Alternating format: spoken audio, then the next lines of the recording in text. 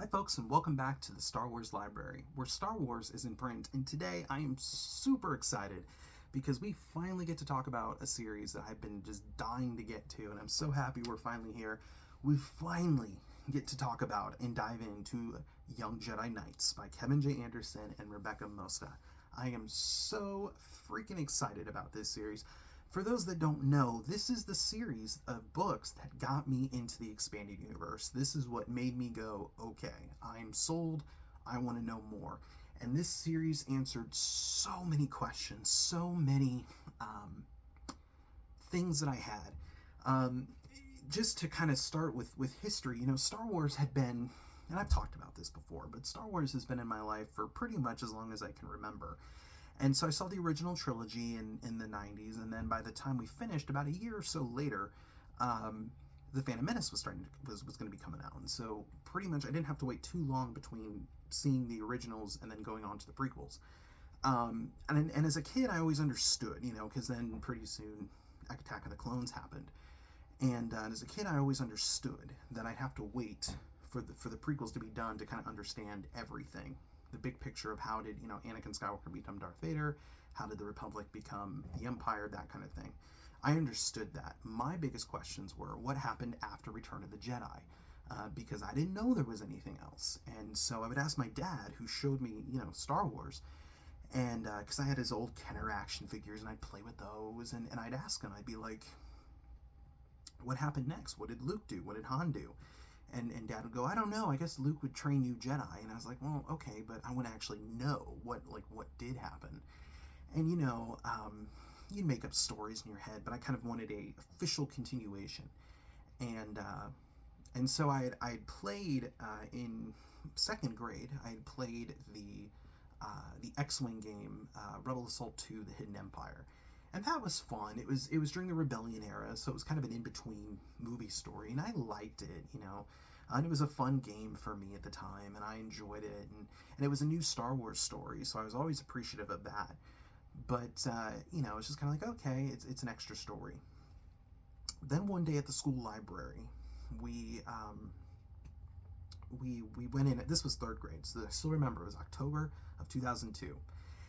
And we go into the school library, and we're, because of Media Day, it was on a Friday. I still remember this too. It was on a Friday, and we go into the Media Center, and we're going in, and I don't know if they had just gotten these, if they had moved them into this spot, or if they just had always had them and they just weren't out. I don't know. But I looked over to my right, and there was a spinning rack sitting on top of a bookshelf. And I nudged my two best friends, still best friends with today, and I looked, and there on it were Star Wars books. And the books that just happened to be there, that they had on that rack, were the Young Jedi Knights series. So we couldn't wait to get our hands on those. We loved Star Wars. We still do love Star Wars. These are guys who have read the EU with me. And we just couldn't believe it. And so we were, at least for me, I was sitting there during the library's lesson about how great reading was, because she's like, oh yeah, reading's so great, you should do it all the time. And I'm like, I know. Let me go get the books I want to read. So we're sitting there and we're all antsy. And then finally she lets us go, and we sprint back there. We get yelled at because we're not supposed to run, obviously, in school. We didn't care. We went, we picked up those books, and we grabbed them, and we read them, and we read them completely out of order. This was, but throughout. So reading the whole series, it wasn't until later in like middle school that I actually read them in order. But I read them so out of order, and I powered through that book. And what sucked is that they were like, well, you can only get, because we're third graders, you can only get a chapter book and then a picture book. You can't get two chapter books. That's too much for you. Yeah, too hard for a kid who was already reading J.R. Tolkien's Lord of the Rings, but whatever. So anyways, we actually, during the week, because we flew through them, we actually traded books. So like on Monday, we traded. And if we didn't turn in the correct book by the next Friday, when they were due, we'd get in a lot of trouble. But we didn't want to wait. We wanted to read more. So I still remember, and we got them back to who they needed to be, and we turned them in, and we kept checking out more, and that was what I would check out, is that whole series for a long time. But that's what answered my question about what, or started to answer my questions of what happened after Return of the Jedi. and that made me interested, and that's what got me into the EU. So today we get to talk about that series, and we're going to start with book 1, which is Heirs to the Force. Like I said, this is by Kevin J. Anderson and Rebecca Moesta. There were 3 story arcs in this series, and this is the first one. This is a later print from Jam Barkley Books. This is one that one of my buddies who was a part of that story, Josh, who we got to do that together. He went to a Comic-Con and picked this up for me. It's a first press holographic of the first book, and it's actually signed by Kevin J. Anderson. As you can see, it says To Spencer, a Jedi in Training. So this was a great gift from him, and it was just really cool that he remembered that from our childhood and our friendship. So this is really cool to have. And then the other thing I'm happy to have is, and this is where I've got most of them on my shelf now, is the Science Fiction Book Club hardback of the first arc, which is The Rise of the Shadow Academy. This was such a cool thing to pick up. I need to get the second series in this. I have the final arc in Science Fiction Book Club paperback, or hardback, pardon me. I love these individual ones because this is what I read, but again, I love hardback, and I love that they're all collected here. So this is a really cool thing to have. So let's go ahead and dive into Heirs of the Force. I'm so excited to. So this series, we obviously are or should be, if we've been reading everything and following the series in publication order, or even in chronological order, who Jacen and Jaina Solo are. They are the twin children of Han and Leia. They're the oldest children, and then obviously they have a third child named Anakin. Jacen and Jaina are 14 at the beginning of the series, and so basically what happens is Luke Skywalker is he has his main academy, but then he at this point is like, okay, I think the twins are ready to kind of come in and start their Jedi training. They have a high force sensitivity as we know, so now they're ready to go in and actually start training to be Jedi. And so it's similar to like the younglings in the old Jedi Order, where they're kind of sort of not really apprenticed to a specific master yet. They're kind of just being taught as a whole. So that's kind of how it's going there. So they come in, and they are on Yavin 4 in Luke's Jedi Paraxium. We're also introduced in this series to Tenel Ka, who is the daughter of Prince Isolde, and Temeth Kai, who we've seen in the courtship of Princess Leia. We are introduced to Lobaka. He is the nephew of Chewbacca, and another big character who will be later, that we'll see, is Raynar Thul. He is the son of this wealthy politician, well-known diplomat man, and so he is, he's always wearing these extravagant, high-quality robes, and he thinks very highly of himself, and he thinks, especially in the beginning, that he's kind of this, he's hot snot, he can do whatever he wants. So we're introduced to those characters. So that kind of becomes our core group of characters. Jacen and Jaina obviously are being the stars of this series, and then the others are kind of more of a supporting cast. And obviously some more will come in that we'll meet, but for now, these are our main set of characters. So there's a lot of cool scenes in here. One that always stuck out to me as a kid was I think there's like a food fight or something in the dining hall of the Paraxium, and everything just suddenly stops. All this food is just hanging in midair, and Luke Skywalker walks in, and you realize that Luke is holding everything in place. It's kind of like Charles Xavier in X-Men, where he just stops everything. It is so cool. And again, it's just displaying that Luke Skywalker is pretty stinking powerful. But the main plot of this first book is, again, we start to learn a lot more about, it's a lot of exposition. We're learning who these characters are. Jaina takes after her father Han. She is a much more of a mechanical wizard and much more into machines and devices. Jacen is more of he loves living things.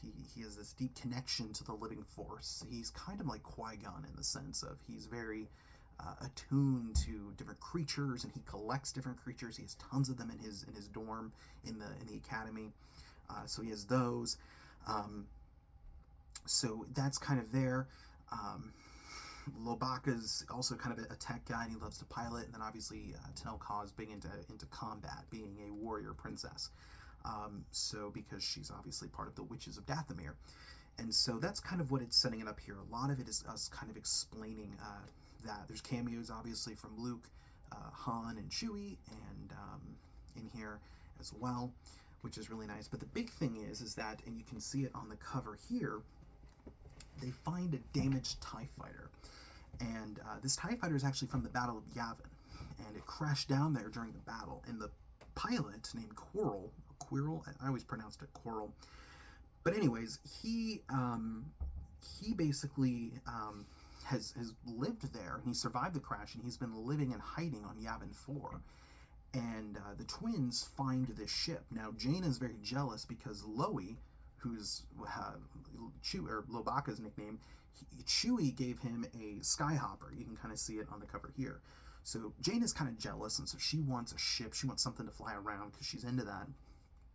She finds the TIE fighter. It's been here since Yavin, which has been, I think 20 some years, maybe almost 25 some years since then. Anyways, so she's like, well, let's go ahead and rebuild this, and then I can have a ship, and we can, fly around in it.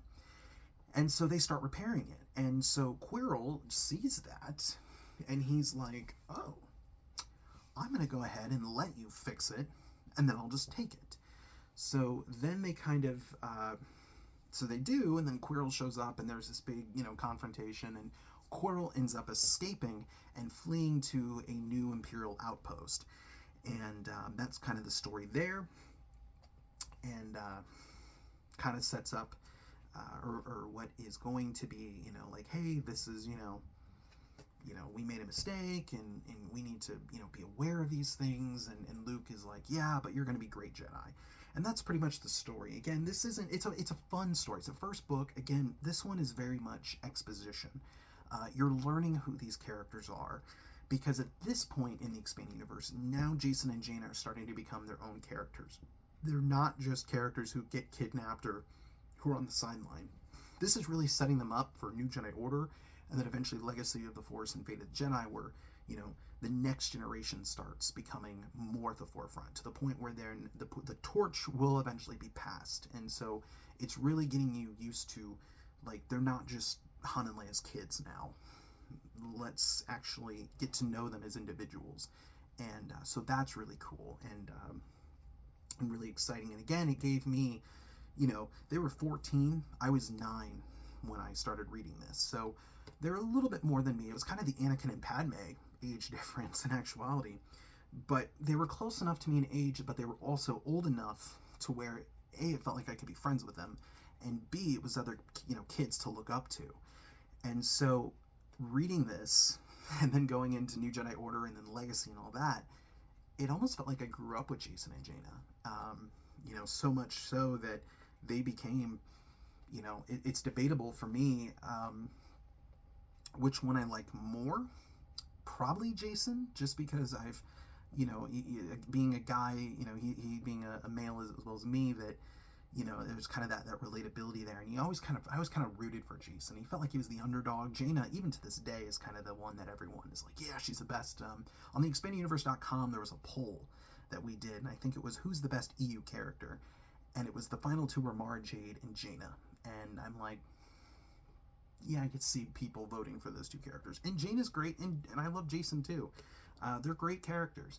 And again, you just get to know them through this series, and then you get to, root them on in New Jedi Order and stuff just as much as you do the movie characters. So can't say enough good stuff about Young Jedi Knights. Thoroughly enjoy it. Even going back and rereading it in later years as an adult, these are great books, and these are great, young adult books. Kevin J. and Rebecca Moesta just knocked it out of the park. Some of my favorite Star Wars authors, purely because of these books, and I just can't say enough good things about them. Folks, if you haven't read these, definitely check them out. So, do I even need to say, are these books essential? I think they are. Absolutely, they're essential. You don't need them to enjoy the later series, but I tell you what, if I had not read these and then tried to jump in later, I don't think I'd care as much if not for these series. And even as an adult, like I said, these are really good. There's some things in here that you could maybe nitpick, but for the most part, these are solid young adult books.